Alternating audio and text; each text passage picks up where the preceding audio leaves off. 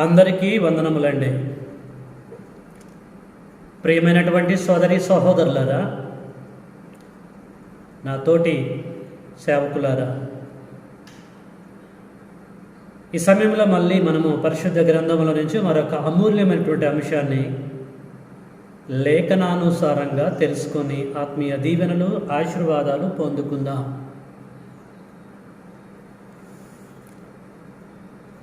ఈ సమయంలో మనము తెలుసుకున్నటువంటి సబ్జెక్టు కాలానికి బాధ్యత ఉన్నదా. మనం తెలుసుకున్నటువంటి సబ్జెక్ట్ అండి, కాలానికి బాధ్యత ఉన్నదా. ప్రియులారా, ఈ సబ్జెక్టు అద్భుతంగా ఉంటుంది కనుక ప్రారంభం నుంచి ముగింపు వరకు మీరు ఎక్కడ కూడా స్కిప్ చేయకుండా కంటిన్యూగా మీరు చూడాలని ప్రేమతో కోరుతున్నాను. అయితే రిక్వెస్ట్, ఇంకా మీలో ఎవరైనా నా ఛానల్ని సబ్స్క్రైబ్ చేసుకోకపోతే సబ్స్క్రైబ్ చేసుకోండి, కామెంట్ చేయండి, లైక్ కొట్టండి. మరి దేవుని యొక్క పనిలో ఎవరైతే ఉంటున్నారో ఇలాంటి సబ్జెక్టులు అవసరం కనుక ఈ సబ్జెక్టులు మీరు విన్న తర్వాత వారికి కూడా మీరు ఫార్వర్డ్ చేసి దేవుడి యొక్క పనిలో నాతో జత పని వారిగా మీరు ఉండాలని ప్రేమతో మీ అందరికీ తెలియజేస్తున్నాను. ఓకే, ఏమాత్రం కూడా మనం ఆలస్యం చేయకుండా కాలానికి బాధ్యత ఉన్నదా అనేటువంటి సబ్జెక్టు మనం తెలుసుకుందాం. ప్రియులారా, కాలం అంటే ఏంటి? కాలం అనగా టైం. ఇంకా మనం ఆలోచిస్తే మనకేమి ఇన్ఫర్మేషన్ అందుతుందంటే, రెండు సంఘటనల మధ్య వ్యవధిని కాలము అంటారు. జనరల్గా ఇవన్నీ మనకు తెలిసిన సంగతులే. తండ్రి అయినటువంటి దేవుడు కాలాతీతుడని గ్రంథంలో రాయబడ్డది. ఓకేనండి. కాలానికి సంబంధించిన ఇన్ఫర్మేషన్ చాలా ఉంది, కానీ ఈ చిన్న ఇన్ఫర్మేషన్ చాలు. దీన్ని దృష్టిలో పెట్టుకొని మనం ముందుకెళ్దాం. కాలానికి బాధ్యత ఉందా? అసలు ఈ సబ్జెక్టు మీతో ఎందుకు పంచుకోవాల్సిన పరిస్థితి ఏర్పడుతుంది అని మనం ఆలోచిస్తే, మొదటి శతాబ్దంలో యేసుక్రీస్తు వారు ప్రసంగించినటువంటి ప్రసంగాన్ని ఒక్కసారి మనం ఓపెన్ చేసి చదువుకుందామండి. కొండ మీది ప్రసంగం అంటారు, అదంతా మనకు తెలిసిన సంగతే. మత్తయి సువార్త 5వ అధ్యాయంలో మొదటి 2 వచనాలు నేను చదువుతున్నాను. ఈ ఇన్ఫర్మేషన్ అంతా కూడా మీరు జాగ్రత్తగా వింటూనే, ఈ లింకు ఎట్టి పరిస్థితుల్లో కూడా మీరు కట్ చేసుకోకుండా జాగ్రత్తగా వింటేనే కాలానికి బాధ్యత ఉందా లేదా అన్న ఇన్ఫర్మేషన్ మీకు అర్థమవుతుంది. ఓకే, ముందుగా మనం మత్తయి సువార్త 5వ అధ్యాయము 1-2 వచనాలు చదువుకుందాం. ఆయన ఆ జనసమూహములను చూచి కొండ ఎక్కి కూర్చుండగా ఆయన శిష్యులు ఆయన ఎద్దుకు వచ్చేది. అప్పుడు ఆయన నోరు తెరిచి ఇలాగా బోధింపసాగాను. దీనికి కొండ మీద ప్రసంగం అని చెప్పేసి ప్రియులారా బైబిల్ పండితులు అంటూ ఉంటారు. మనం కూడా అనేక సందర్భాల్లో ఈ విషయాన్ని తెలియజేశాం. ప్రప్రదంగా యేసుక్రీస్తు వారు బోధ చేస్తున్నటువంటి సమయం. ఆ టైంలో జనసమూహములు వచ్చినప్పుడు, జనసమూహములు అంటే ఇశ్రాయేలీలు దేవుడు ఏర్పాటు చేసుకున్నటువంటి జనాంగము. ఆ టైంలో మనందరికీ తెలుసు కదా. సో యేసుక్రీస్తు వారు ఆ జనసమూహంలో వచ్చినప్పుడు వారిని చూసి కొండెక్కి, అంటే ఎత్తుగా ఉంటే బాగుంటుంది, చక్కగా ప్రతి ఒక్కరికి ఇన్ఫర్మేషన్ అందించుతున్న ఉద్దేశంతో కొండ ఎక్కి కూర్చున్నాడు. ఆయన శిష్యులు కూడా ఆయన దగ్గర వచ్చారు. అప్పుడు ఆయన నోరు తెరిచి ఇలాగ బోధింపసాగాడు. శిష్యులకి ఆ యొక్క విషయాలు అందిస్తున్నాడు, వచ్చినటువంటి ఇశ్రాయేలీయులకు కూడా ఆ విషయాలు అందిస్తున్నాడు, అనేకమైన విషయాలు బోధిస్తున్నాడు. ప్రియులారా, అనేకమైన సంగతులు తెలియచేసి 6వ అధ్యాయం దగ్గరికి వచ్చేసరికి 25లో ఏమంటున్నాడో జాగ్రత్తగా మనం చదువుకుందామండి. ఈ కీ పాయింట్స్ అండి. ఇక్కడి నుంచే జాగ్రత్తగా మనం పరిశీలించుకుంటూ వెళ్ళాలి, అప్పుడు సబ్జెక్ట్ అర్థమవుతుంది. మత్తయి సువార్త 6వ అధ్యాయము 25. అందువలన నేను మీతో చెప్పున్నదేమనగా, ఏమి తిందుమో ఏమి త్రాగుదమో అని మీ ప్రాణమును గూర్చి అయినను, ఏమి ధరించుకుందమో అని మీ దేహమును గూర్చి అయినను చింతింపకుడి అని అంటున్నాడు. జాగ్రత్తగా మీరు వినాలండి. అందువల్ల నేను మీతో చెప్పినది ఏమనగా, ఏమి తిందుమో ఏమి త్రాగుదమో అని మీ ప్రాణమును గూర్చి అయినను, ఏమి ధరించుకుందామో అని మీ దేహమును గూర్చి అయినను చింతింపకుడి. ఎందుకు అంటే, ఆహారము కంటే ప్రాణమును, వస్త్రమును కంటే దేహము గొప్పవి కావా అని అంటున్నాడు. టోటల్గా ఏమంటాడంటే, చింతింపకుడి అని అంటున్నాడు. ఏమి తినాలి, ఏమి త్రాగాలి, ఏమి ధరించుకోవాలా అనేటువంటి విషయంలో మీరు ఎట్టి పరిస్థితుల్లో చింతించొద్దు. ఎవరికి చెప్తున్నాడు? ముందే చెప్పాను కదా, జనసమూహంతో చెప్పారు. జనసమూహంలో ఎవరు? ఇశ్రాయేలీయులు. అలాగే అక్కడ ఉన్నటువంటి శిష్యులకు కూడా ఈ విషయాన్ని తెలియజేస్తున్నాడు.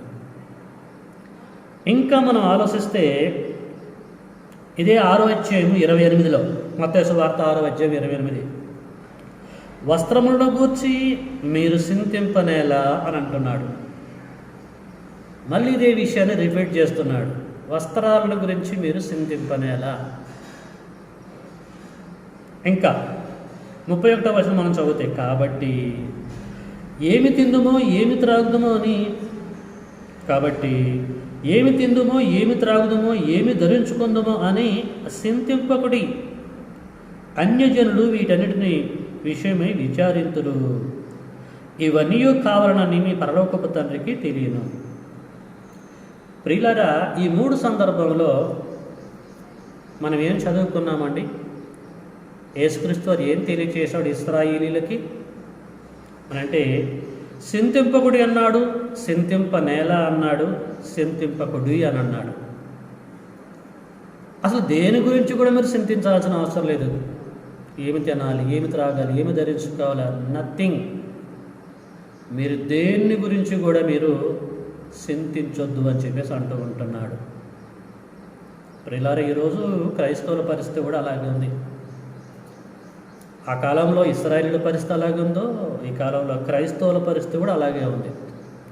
క్రైస్తవులు ఏందండి, క్రైస్తవేతరుల పరిస్థితి కూడా ఇలాగే ఉంది. ప్రతి ఒక్కరు కూడా లేచినది మొదలుకొని రాత్రి పడుకునేంత వరకు ఏమి తినాలి, ఏమి త్రాగాలి, ఎలా బ్రతకాలి, ఏంటి మా పరిస్థితి, మా పిల్లల పరిస్థితి ఏంటి, మా కుటుంబం పరిస్థితి ఏంటి, మా ఆర్థిక పరిస్థితి ఏంటి, ఏం కొనాలి, ఎలా ఎంజాయ్ చేయాలి, ఇదే కదండి పరిస్థితి.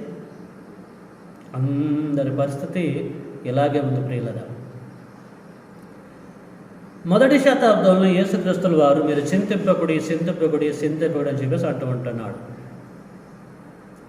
ప్రియులారా, యేసుక్రీస్తు వారు చింతించకాకండి, చింతింపనేలా అంటే చింతించుకుంటుంటారండి.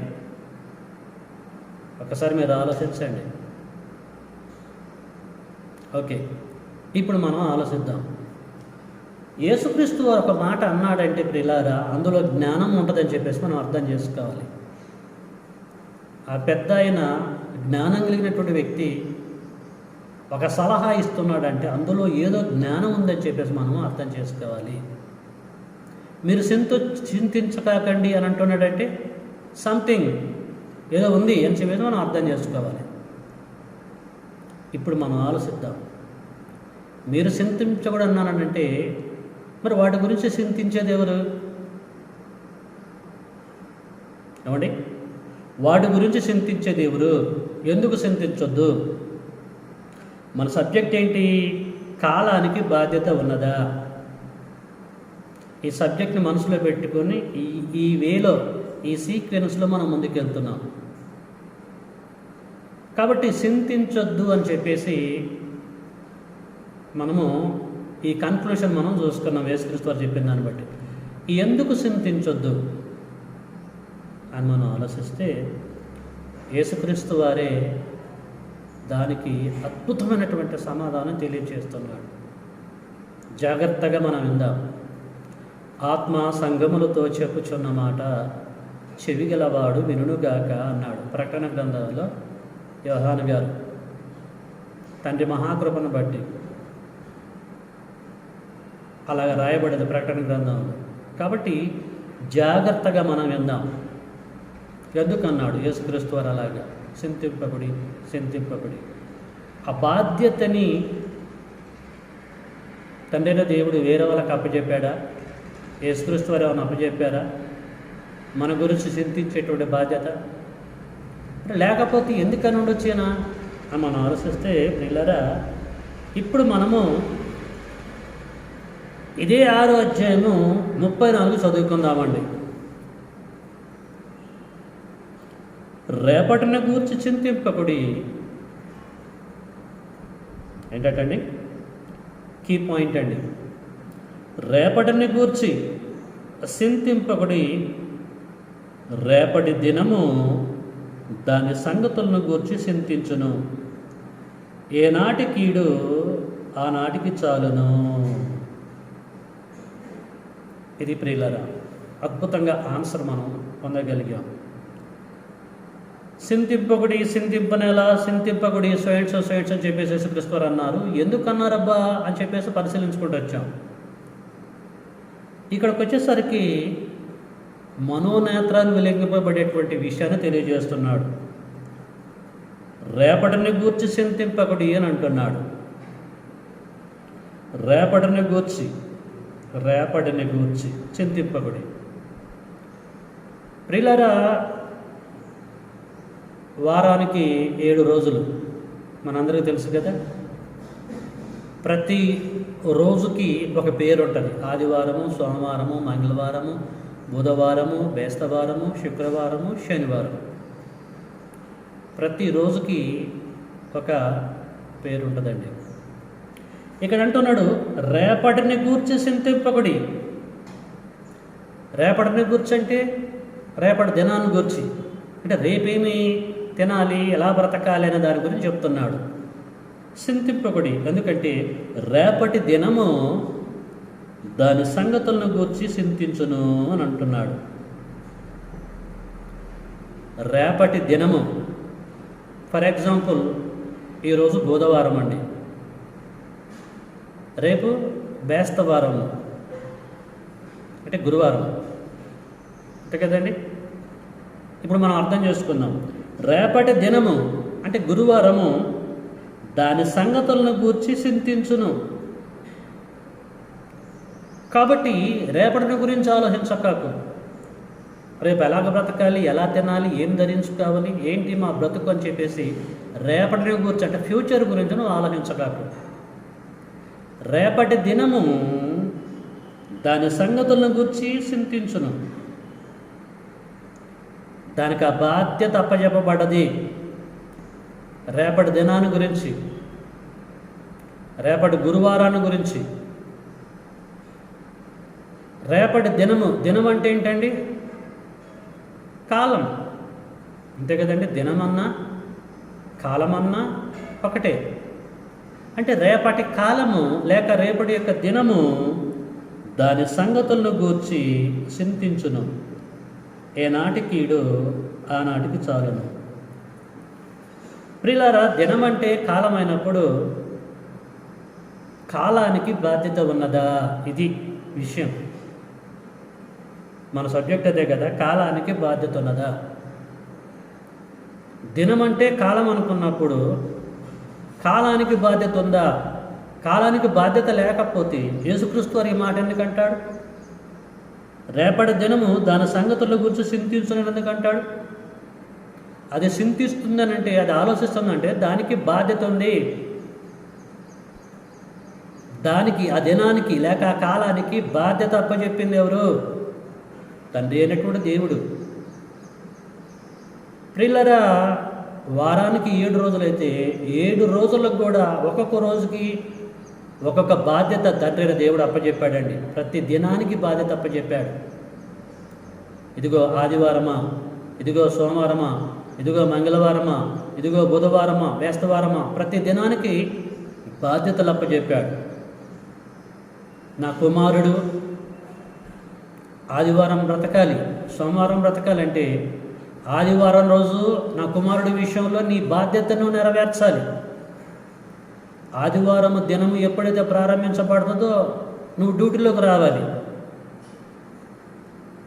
నా కుమారుడి గురించి నువ్వు ఆలోచించాలి. నా కుమారుని ఎలా రక్షించాలి, ఎలాగ పోషించాలి ఏంటని నీవు ఆదివారము దినములో నా కుమారుడి గురించి నువ్వు చింతించాలి. నీ డ్యూటీ అయిపోయిన తర్వాత సోమవారపు దినము నా కుమారుడి గురించి ఆలోచించాలి. అలాగే మంగళవారపు దినం కూడా ఆలోచించాలి. అట్ట 7 రోజులు కూడా నా కుమారుని గురించి ఆలోచించాలి అని తండ్రైన దేవుడు మన గురించి, పరిశుద్ధుల గురించి, దేవుని పిల్లల గురించి తండ్రైన దేవుడు ఈ దినములకి లేక ఈ కాలానికి బాధ్యత అప్పచెప్పాడు ప్రియులారా. కాబట్టి కాలానికి బాధ్యత ఉందా అంటే బాధ్యత ఉంది. వాటి బాధ్యతలను అవి నెరవేర్చాలి. దినం ఎప్పుడైతే ప్రారంభించబడుతుందో అప్పటి నుంచి ఆ దినము తన బాధ్యతను నెరవేర్చాలి. డ్యూటీని సక్రమంగా చేయాలి. రెస్పాన్సిబిలిటీ అని అంటారు. ఆదివారపు దినపు రెస్పాన్సిబిలిటీ ఆదివారం జరిగించాలి. అలాగా ఈ 7 రోజులు కూడా అదే పరిస్థితి అండి. ప్రతి దినము వాటి యొక్క రెస్పాన్సిబిలిటీ నెరవేర్చాలి. దేవుడి పిల్లల విషయంలో, మన విషయంలో ప్రియులారా. కాబట్టి మన గురించి ఆలోచించేటువంటి బాధ్యత, పని తండ్రైన దేవుడు దినములకు అప్పచెప్తే, కాలానికి అప్పచెప్తే వాటి డ్యూటీని మనం చేస్తున్నాము. ఇశ్రాయేలును చేశారు ఆ టైంలో, ప్రపంచం అంతా చేస్తుంది, అంతే కదండి. ఈరోజు అయిపోయింది, మరి రేపు పరిస్థితి ఏంటిది? రేపు ఏం తెచ్చుకోవాలి, రేపు ఎక్కడికి వెళ్ళాలి, రేపు ఎలా జీవించాలని మన గురించి మనం ఆలోచిస్తున్నాం. మన గురించి ఆలోచించే బాధ్యత తండ్రైన దేవుడు దినాలకు అప్పచెప్తే వాటి డ్యూటీని మనం చేస్తున్నాం. దీన్ని ఎంతమంది గ్రహిస్తారండి? దీన్ని ఎంతమంది యాక్సెప్ట్ చేస్తారండి? దీన్ని ఆలోచించాలి, దీన్ని గ్రహించాలంటే ఆత్మజ్ఞానం ఉండాలండి ప్రియులారా. ప్రతి దినానికి, ప్రతి నిమిషానికి, ప్రతి నెలకి, ప్రతి సంవత్సరానికి తండ్రి దేవుడు బాధ్యత అప్పచెప్పాడు. దేవుడి పిల్లలటువంటి మన విషయంలో మనల్ని రక్షించటం కొరకు తండ్రి దేవుడు వాటికి బాధ్యత అప్పచెప్పాడు. కాలమునకు బాధ్యత అప్పచెప్పాడు. దినమన్నా, సంవత్సరం అన్నా, నెలన్నా, ఒక నిమిషమన్నా కాలమేనండి. కాలమునకు బాధ్యత అప్పచెప్పాడు. వాటి బాధ్యతలు నెరవేరుస్తున్నారు. ప్రియులారా, ఈ సంగతి యేసుక్రీస్తు వారికి తెలిసి ఏమి తిందుమా, ఏమి ధరించుకుందామా, ఎలా బ్రతకాలని చెప్పేసి మీరు సిద్ధింపవడని చెప్పేసి అనాల్సిన పరిస్థితి ఏర్పడ్డదండి. కాబట్టి ప్రియులారా, కాలమునకు బాధ్యత ఉంది అని చెప్పేసి మనము గ్రంథాన్ని బట్టి జాగ్రత్తగా మనము తెలుసుకోవాలి. అందుకొరకే కీర్తనకారుడు కీర్తన గ్రంథంలో 19వ అధ్యాయం రాస్తూ ఏమంటున్నాడో మనం చూసుకుందామండి. కీర్తనల గ్రంథము 19వ అధ్యాయం వరకు మనం వెళ్దాం. ఈ సమయంలో ఎంత చక్కగా ఇక్కడ రాయబడ్డదో చాలా సందర్భాల్లో మనము చదువుతున్నాను కానీ గ్రహించలేకపోతూ ఉంటున్నాం. 19వ అధ్యాయము 1 నుంచి 3 వరకు ప్రధాన గాయకునికి దావీదు కీర్తన. కీర్తనల గ్రంథము 19వ అధ్యాయము 1 నుంచి 3 వరకు. ఆకాశములు దేవుని మహిమను వివరించుచున్నవి. ఆకాశములు దేవుని యొక్క మహిమను వివరించుచున్నవి. అంతరిక్షము ఆయన చేతి పనిని ప్రచురపరుచుతున్నది అని మన సబ్జెక్టు సంబంధించిన ఇన్ఫర్మేషన్ ఇక్కడ కనపడుతుంది. 19:2 పగటికి పగలు బోధ చేయుచున్నది. పగటికి పగలు బోధ చేయుచున్నది, రాత్రికి రాత్రి జ్ఞానము తెలుపుచున్నది అని అంటున్నాడు. వాటికి భాష లేదు, మాటలు లేవు, వాటి స్వరము వినబడదు. ప్రియులారా, 19:2లో మనం ఆలోచిస్తే పగటికి పగలు, రాత్రికి రాత్రి అనేటువంటి విషయం చెప్తున్నాడు దావీదు గారు. పగలంటే ఒక దినము కావాలంటే పగలు రాత్రి కలిస్తే ఒక దినం అవుతుంది, మనకు తెలుసు కదా. ఇక్కడ దావీదు గారు ఏమంటే పగటికి పగలు అంటే ఒక పగలు మరొక పగలుకి ఏం చేస్తుందట? బోధ చేయుచున్నదట, బోధిస్తుందట. ఒక పగలు మరొక పగలుకి వెలుతురికి బోధ చేయటం ఏంటండి? ఇవేనా మనిషికి మనిషి బోధ చేస్తాడు. దీన్ని మనం ఎలాగ అర్థం చేసుకోవాలి ప్రియులారా? ఎలాగ అర్థం చేసుకోవడం మనకు అర్థమవుతుంది? ఇప్పుడు కొన్ని కంపెనీలలో వర్క్ చేస్తూ ఉంటారు కదా, కంపెనీసే కానీ హాస్పిటల్సే కానీ మరి పెద్ద పెద్ద ఆఫీసులలో అక్కడ వర్కర్స్ ఎలాగ వర్క్ చేస్తారంటే షిఫ్ట్స్ వైజ్గా చేస్తారండి వర్క్స్. ఒక షిఫ్ట్ అయిపోయిన తర్వాత రెండో షిఫ్ట్ వారు వచ్చినప్పుడు ఈ మొదటి షిఫ్ట్ చేసి వర్క్ చేసి వెళ్ళిపోయేవారు మరి రెండో షిఫ్ట్లో వర్క్ చేసేటువంటి తోటి వర్కర్స్కి కొన్ని విషయాలు తెలియజేస్తూ ఉంటారు. ఇది చేశాను, అది చేశాను, ఫలాంది అక్కడుంది, ఇక్కడుంది, జాగ్రత్తగా చూసుకొని చెప్పేసి వెళ్ళిపోయేటప్పుడు డ్యూటీలో జాయిన్ అయ్యే అంటే సెకండ్ షిఫ్ట్లో జాయిన్ అయ్యే ప్రతి ఒక్కరికి కూడా కొన్ని ఇన్ఫర్మేషన్ అందిస్తూ ఉంటారు. హాస్పిటల్లో కూడా ప్రియులారా, డ్యూటీ దిగుతున్నటువంటి డాక్టర్స్ కూడా డ్యూటీ ఎక్కేటువంటి డాక్టర్స్ తెలియజేస్తూ ఉంటారు. ఫలాని బెడ్లో ఫలాని పేషెంట్ ఉన్నాడు, మరి ఫలాని దగ్గర ఫలాని క్యాండిడేట్ ఉన్నాడు, మీరు జాగ్రత్తగా చూసుకోండి, ఇంతవరకు నేను చూసుకున్నాను, ప్రాబ్లం లేదు, కొంచెం కండిషన్ సీరియస్గా ఉంది, ఆ వ్యక్తి ఫలానా వ్యక్తి మీరు జాగ్రత్తగా చూసుకోండి అని చెప్పేసి ఈ డాక్టరు మరొక డాక్టర్కి బోధ చేస్తూ ఉంటాడు. మనందరికీ తెలిసిన సంగతులు ఇవన్నీ కూడా. అలాగే ఇక్కడ పగటికి పగలు బోధ చేస్తుందట, రాత్రికి రాత్రి జ్ఞానం తెలుపుతుందట. పగలు అంటే కాలము, రాత్రి అంటే కూడా కాలం. ప్రియులారా, ఇవి ఒక బాధ్యత కలిగి బ్రతుకుతున్నట్టుగా, బాధ్యత కలిగి సేవ చేస్తున్నట్టుగా మనం అర్థం చేసుకోవాలి. ఒక పగులు అయిపోతున్నప్పుడు మరొక పగులు ఎంటర్ అవుతున్నప్పుడు ఆ పగులు వెళ్ళిపోయేటువంటి పగలు మరి ఎంటర్ అవుతున్నటువంటి మరొక పగులుకి బోధ చేస్తారు. జాగ్రత్త, దేవుని పిల్లలు జాగ్రత్తగా మీరు చూసుకోవాలి, రక్షించాలి, అన్ని విధాలుగా ప్రొటెక్షన్ దయచేయాలి. ఏమాత్రం తేడా వచ్చినా కూడా వారి యొక్క తండ్రి మనల్ని శిక్షిస్తాడు కనుక మీరు జాగ్రత్తగా చూసుకోండి అని చెప్పేసి మన యొక్క ప్రొటెక్షన్ గురించి, మన యొక్క రక్షణ గురించి, మన అవసరతల గురించి ఒక పగులు మరొక పగులుకి బోధ చేస్తుందని చెప్పేసి మనం అర్థం చేసుకోవాలి ప్రియులారా. అంతే కదండి. పగటికి పగలు బోధ చేస్తున్నది. పగటికి పగలు బోధ చేయడం ఏంటిది అంటే ఇదే. ఇలాగే మనం అర్థం చేసుకోవాలండి. రాత్రికి రాత్రి జ్ఞానము తెలుపుచున్నది. ప్రియులారా, కాలానికి బాధ్యత నేడుతుంది. ఆ బాధ్యత అప్పచెప్పింది ఎవరు? తండ్రి అయినటువంటి దేవుడు. ఎవరి విషయంలో అప్పచెప్పాడు? నీ విషయంలో, నా విషయంలో, మన విషయంలో అండి. మనల్ని రక్షించుట కొరకు, కాలాన్ని బట్టి, పరిస్థితులను బట్టి, మన అవసరతలు తీరుట కొరకు, మన గురించి చింతించుట కొరకు దేవుడు కాలమునకు బాధ్యత అప్పచెప్పాడు. ఎంత చక్కని విషయం అండి, ఎంత అద్భుతమైనటువంటి సంగతులు అండి. అందుకొరకే ప్రియులారా, రేపటి దినము అంటే టైము, దాని సంగతులను గురించి చింతించునని చెప్పేసి యేసుక్రీస్తు వారు అనవలసిన పరిస్థితి ఏర్పడ్డదండి. మత్తయి సువార్త 6:34. రేపటి దినము అది సోమవారమే కావచ్చు, మంగళవారమే కావచ్చు, అది బుధవారమే కావచ్చు, అది ఏ సంవత్సరం కావచ్చు, అది ఏ నెలైనా కావచ్చు, దాని సంగతుల గురించి అది ఆలోచిస్తుంది. డ్యూటీలకు ఎక్కేటప్పుడు దేవుని పిల్లలకి ఏం చేయాలి, ఏది లోటుగా ఉన్నారు, ఏంటి పరిస్థితి అని చెప్పేసి అది ఆలోచిస్తుంది. మన గురించి మనం చింతించవలసిన అవసరత లేదు. ఈ విషయాలన్నీ కూడా బైబిల్ని పైన చదివేటువంటి వారికి అర్థం కాదండి. ఆత్మజ్ఞానము ఎవరి దగ్గర అయితే ఉంటుందో వారు మాత్రమే గ్రహిస్తారు ఈ విషయాలన్నీ కూడా. కాలానికి ఒక బాధ్యత ఉందని వారు మాత్రమే గ్రహిస్తారు. కాబట్టి ప్రియులారా, కాలానికి బాధ్యత ఉన్నదా లేదా మీరు ఒకసారి ఆలోచించండి.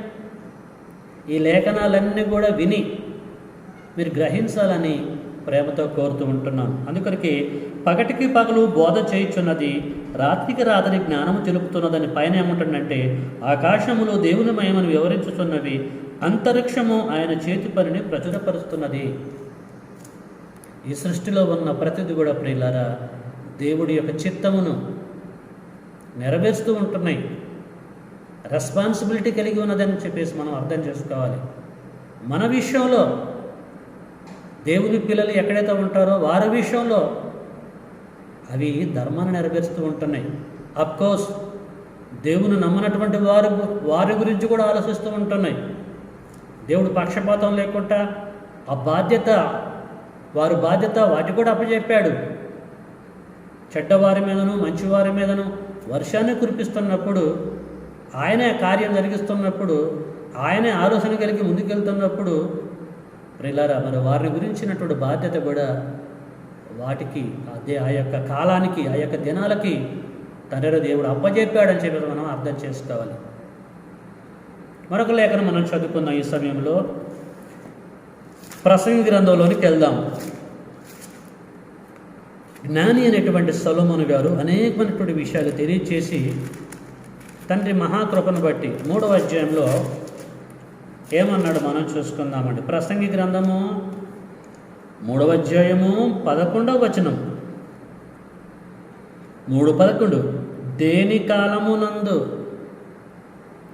దేని కాలమునందు అది చక్కగా నుండునట్లు సమస్తమును ఆయన నియమించి ఉన్నాడు. ఎంత చక్కని మాట అండి. దేని కాలమునందు అది చక్కగా నుండునట్లు. దేని కాలం? ఆదివారం కాలమందు అది, సోమవారం కాలమందు అది, మంగళవారం కాలమందు అది, అలాగా ఈ 7 days ప్రతి సంవత్సరం, ప్రతి నెల, ప్రతి దినము ఎలాగైనా మనం అర్థం చేసుకోవచ్చండి. దేని కాలమునందు, దేని కాలం అయితే వస్తుందో ఆదివారం అయిపోయిన తర్వాత సోమవారం, అలాగే అర్థం చేసుకోవాలి. సోమవారం అయిపోయిన తర్వాత మంగళవారం. దేని కాలమందు అది చక్కగా ఉండునట్లు, చక్కగా తన బాధ్యతను నెరవేర్చినట్లు సమస్త కాలమును ఆయన నియమించి ఉన్నాడు.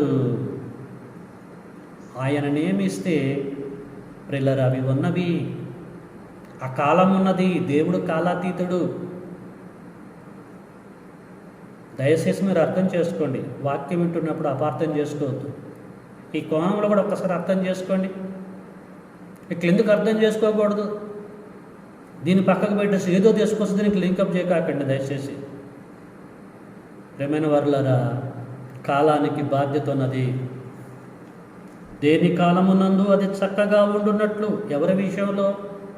దేవుని పిల్లల విషయంలో అది చక్కగా ఉండి తన బాధ్యత నెరవేరుతుంది. వచ్చే సంవత్సరం ఏం చేయాలి, వచ్చే సంవత్సరం మనం ఎలాగ ఉండాలి, మనం ఎలాగ చూసుకోవాలో దేవుడు వచ్చే సంవత్సరానికి బాధ్యతలు అప్పచెప్పాడు. కాబట్టి వచ్చే సంవత్సరము 2022 మన గురించి చింతిస్తుంది. ఈ 2021 ఇప్పుడు మన గురించి చింతిస్తున్నది. ఈ సంవత్సరంలో దేవుడి పిల్లల్ని, దేవుని యొక్క వారసులను ఎలాగ రక్షించాలని చెప్పేసి ఈ సంవత్సరం మన గురించి చింతిస్తుంది. కాబట్టి ప్రేమైనటువంటి వారులారా, విషయాలను కూడా మీరు గ్రహించాలని మీకు నేను తెలియజేస్తూ ఉంటున్నాను. అలాగే మరొక లేఖను మనం చూసుకుందాం. అపోస్తుల కార్యము 7వ అధ్యాయంలోకి వెళ్దాం.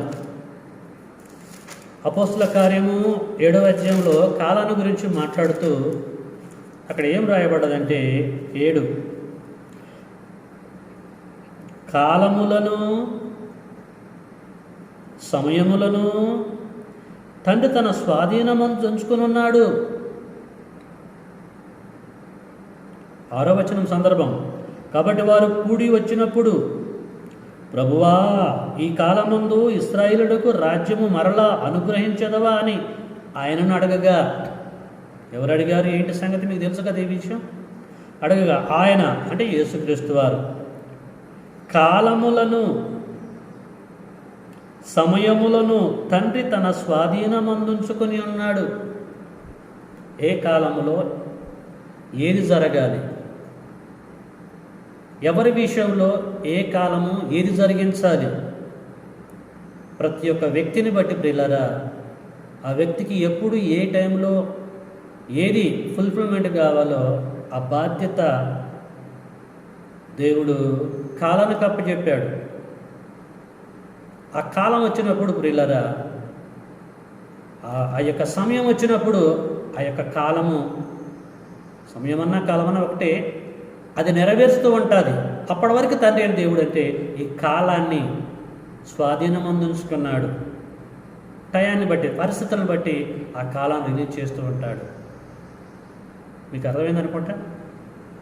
కనుక మీరు గ్రహించాలనే ప్రేమతో కోరుతున్నాను. కాలములను సమయములను తండ్రి తన స్వాధీనం అందించుకొని ఉన్నాడు. ఎవరి విషయంలో? మన విషయంలో. ఏ టైంలో ఏది చేస్తుంది కరెక్టో దేవుడికి తెలుసు, తండ్రి అయిన దేవుడికి తెలుసు. కాలము రావడానికి ముందే దేవుడు ఏది కూడా చేయడు.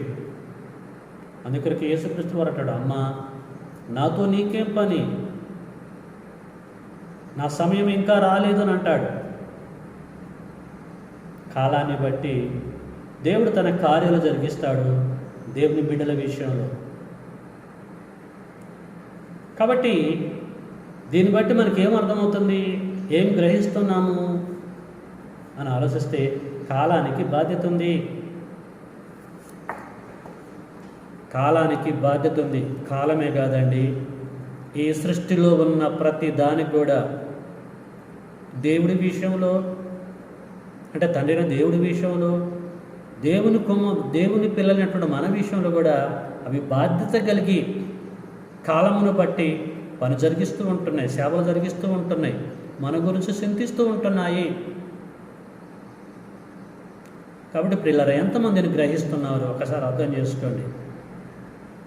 ఇంత అద్భుతమైనటువంటి ప్రాజెక్టు సబ్జెక్టు ఉంది కనుకనే యేసుక్రీస్తు వారు ఏం చెప్పిండండి? మత్తయి సువార్త 6వ అధ్యాయంలో 25లో ఏం చెప్పిండండి? అందువలన నేను మీతో చెప్పున్నదేమనగా, ఏమి తిందుమో ఏమి త్రాగుదమో అని మీ ప్రాణమును గూర్చైనను, ఏమి ధరించుకుందమో అని మీ దేహమును గూర్చైనను చింతింపబడి, ఆహారము కంటే ప్రాణమును, వస్త్రము కంటే దేహమును గొప్పవి కావా? గొప్పవి. కాబట్టి గొప్పవైనప్పుడు గొప్ప వాటిని గురించి తండ్రి దేవుడు ఆలోచిస్తాడు కదా. ఆలోచించి మరి ఆ బాధ్యత కాలానికి అప్పచెప్తాడు కదా. కాబట్టి మీరు చింతించగాకని చెప్పేసి అంటున్నాడు. అలాగే అదే విషయాన్ని మళ్ళీ రిపీట్గా 28లో, వస్త్రంలో గూర్చి మీరు చింతింపనేలా, అడవి పువ్వులు ఎలాగ వెతుకుచున్నవో ఆలోచించుడి, అవి కష్టపడవు వడకవు, ఆయనను తన సమస్త వైభవముతో కూడిన సొలొమోను సైతము వీటిలో ఒకదాని వలనను అలంకరింపబడలేదు.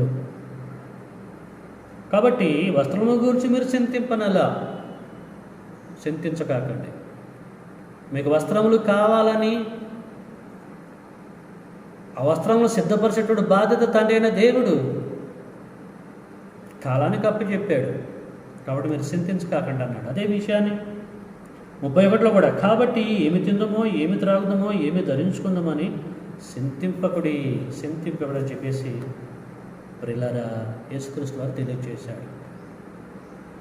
యేసుక్రీస్తు వారి తర్వాత అపోస్తులు అనేక సందర్భాల్లో కూడా చింతించకాకండి అని చెప్పేసి అపోస్తులు కూడా తెలియజేశారండి. ఏ విషయంలో కూడా మీరు చింతించకాకండి. ఎందుకంటే మన గురించి చింతించేటువంటి బాధ్యత, ఆ రెస్పాన్సిబిలిటీ తండ్రిన దేవుడు కాలానికి అప్పచెప్పాడు. అందుకొరకే మనందరికీ తెలుసు కదా, మోషే గారు, దైవజనుడైన మోషే గారు ప్రార్థన చేస్తాడు, తండ్రి మా కాలగతులు మీ వశములో ఉన్నాయని చెప్పేసి అంటాడు కదా కీర్తనల గ్రంథంలో. మోషే గారు ప్రార్థన చేస్తాడు, తండ్రి మా కాలగతులు, మా కాలంలో జరిగే గతులు నీ వశంలో ఉన్నాయి, కాలములు సమయములు మీ స్వాధీనం అందించుకున్నారు, మీ వశంలో ఉన్నాయి. కాబట్టి మేము బాధపడవలసిన అవసరం లేదు తండ్రి అని చెప్పేసి మోషే గారు ప్రార్థిస్తూ ఉంటాడు. ప్రియులారా, ఇలా చెప్పకుండా పోతే అనేకమైనటువంటి రెఫరెన్స్ మీకు నేను అందించవచ్చు, కానీ సమయం లేదు కనుక నేను ముగించడానికి ప్రయత్నం చేస్తున్నాను. కాబట్టి పరిశుద్ధ గ్రంథాన్ని ఓపెన్ చేసి మరి కాలానికి బాధ్యత ఉన్నదా అన్నటువంటి విషయాన్ని మనం పరిశీలించుకుంటూ వచ్చాం. మనకేమర్థమైంది, ఏం గ్రహించామంటే ఖచ్చితంగా కాలానికి బాధ్యత ఉన్నది. ఒక కాలానికే కాదు, సృష్టిలో ఉన్న ప్రతి దానికి ఒక బాధ్యత ఉంది అని గ్రహించగలిగాం. బాధ్యత ఉంది కనుకనే టైం ప్రకారంగా అన్నీ కూడా జరుగుతూ ఉంటున్నాయి. ఏ కాలంలో ఏది జరగాలో ఇవన్నీ కూడా జరుగుతున్నాయి. ఏ టయానికి మనం ఆహారం తినాలో, ఏ టయానికి ఎలాగ ఉండాలో, ఏ టైంలో ఎలాగ జీవించాలో ఇవన్నీ కూడా జరుగుతూనే ఉంటున్నాయి. దేవుడు అప్పచెప్పేటటువంటి బాధ్యత అవి నెరవేరుస్తూ ఉంటున్నాయి సృష్టిలో ఉన్న ప్రతిదీ కూడా. అయితే ఈ సమయంలో మీకు ఏం చెప్పబోతున్నానంటే జాగ్రత్తగా మీరు వినండి. ఈ సృష్టిలో ఉన్న ప్రతి దానికంటే వాటికంటే మనము శ్రేష్ఠులము, మరీ శ్రేష్ఠులం మనం. అవునంటారా కాదంటారా అండి? ఈ సృష్టి దేవుని మాట చేత కలగజేయబడ్డది. మరి మనం అంటే దేవుని పిల్లలం. దేవుడి యొక్క ప్రణాళిక ప్రకారంగా దేవుడు కలగజేస్తే పుట్టాం. కీర్తనల గ్రంథం 1వ అధ్యాయంలో ఆయనే మనల్ని పుట్టించాడు. ఇంకెలా పుట్టించాడు? ఆదికాండం 1వ అధ్యాయం 26 కానీ మనం చదువుకుని పోతాం. ఆయన పోలికలో ఆయన స్వరూపంలో మనం పుట్టాం, అంతే కదా. మన పోలిక చొప్పున మన స్వరూపమందు నరులను తయారు చేయమని చెప్పేసి అంటారు కదా. ఇప్పుడు ఇలా మనం అందరం కూడా ఆయన స్వహస్త్రముల ద్వారా సృజింపబడ్డటువంటి వారు, ఆయన యొక్క వారసులం మనం. కాబట్టి సృష్టి మాట ద్వారా కలిగితే మనము ఆయన స్వహస్తముల ద్వారా ఆయన కలగజేస్తే పుట్టాం. ప్లస్ దేవునికి మనం వారసులం. కాబట్టి ఈ సృష్టిలో ఉన్నటువంటి ప్రతి దానికంటే మనం శ్రేష్టమైనటువంటి వారం మనం. మీరు అనేకమైనటువంటి పిచ్చుకల కంటే శ్రేష్ఠులు కారా అంటాడు యేసుక్రీస్తు వారు. అనేకమైనటువంటి శ్రేష్ఠుల మనం. మరి ఇది వాస్తవమైతే శ్రేష్ఠమైనటువంటి మనము ఎంతవరకు బాధ్యులుగా ఉంటున్నాము, బాధ్యత కలిగి ఉంటున్నాము? మీకు అర్థమవుతుంది ఆ పాయింట్? ఎంతవరకు మనము రెస్పాన్సిబిలిటీ కలిగి ఉంటున్నాము? దేవుడి విషయంలో కావచ్చు, తండ్రి అయిన దేవుడి విషయంలో కావచ్చు, కుమారుడైన క్రీస్తు విషయంలో కావచ్చు, పరిశుద్ధాత్మ విషయంలో కావచ్చు, ఈ లోకంలో జీవిస్తున్న మానవుల విషయంలో కావచ్చు, కుటుంబ విషయంలో కావచ్చు, సంఘపరంగానే కావచ్చు, ఈ మిగతా విషయాలు ఏ విషయంలో మనము మన బాధ్యతను నెరవేరుస్తున్నాము? శ్రేష్ఠులమైనటువంటి మనం ఒక్కసారి మనం పరిశీలించాలని చెప్పేసి, ఈ విషయాన్ని మనం గ్రహించాలని చెప్పేసి ప్రేమతో మీ అందరికి నేను తెలియజేస్తున్నాను. సృష్టిలో ఉన్నటువంటి వాటికే బాధ్యత ఉంటే, కాలానికి బాధ్యత ఉంటే, నీకు నాకు మనకి ఉండదు ఆ బాధ్యత? మనకు కూడా బాధ్యత ఉంది. శ్రేష్ఠులం మనం. మరి బాధ్యత ఉన్నప్పుడు మన బాధ్యతలను మనం ఎంతవరకు నెరవేరుస్తున్నాము? మనకు అప్పచెప్పిన పనులని బాధ్యతాయుక్తంగా మనం ఎంతవరకు జరిగిస్తున్నాము? లోక సంబంధమైన విషయాల్లో బాధ్యత కలిగి ఉంటున్నాము, కుటుంబపరమైన విషయాల్లో బాధ్యత కలిగి ఉంటున్నాము. మరి ఆత్మ సంబంధ విషయాలలో బాధ్యత కలిగి దేవుని కార్యాలు జరిగిస్తున్నామా? లేచినది మొదలుకొని రాత్రి పడుకునేంతవరకు ఎంతవరకు నువ్వు బాధ్యుడిగా ఉంటున్నావు? బాధ్యుడిగా ఉండి నీ బాధ్యత నెరవేరుస్తున్నావు? ప్రేమైనటువంటి సోదరి సహోదరుడా, నాతోటి సేవకుడా, ఒకసారి గ్రహించు. నీ బాధ్యతను నెరవేరుస్తున్నావా లేదా? నీ బాధ్యత నెరవేర్చకపోతే రేపు చనిపోయిన తర్వాత తండ్రి యొద్దకు చేరగలవా? తండ్రి ఉన్నటువంటి లోకంలో ఉండగలవా? అర్థం చేసుకో. నువ్వు ఆలోచించాలని, విషయాలు గ్రహించాలని, కాలానికి బాధ్యత ఉన్నదా అనే సబ్జెక్టుతో ముందుకు రావాల్సిన పరిస్థితి ఏర్పడుతుంది.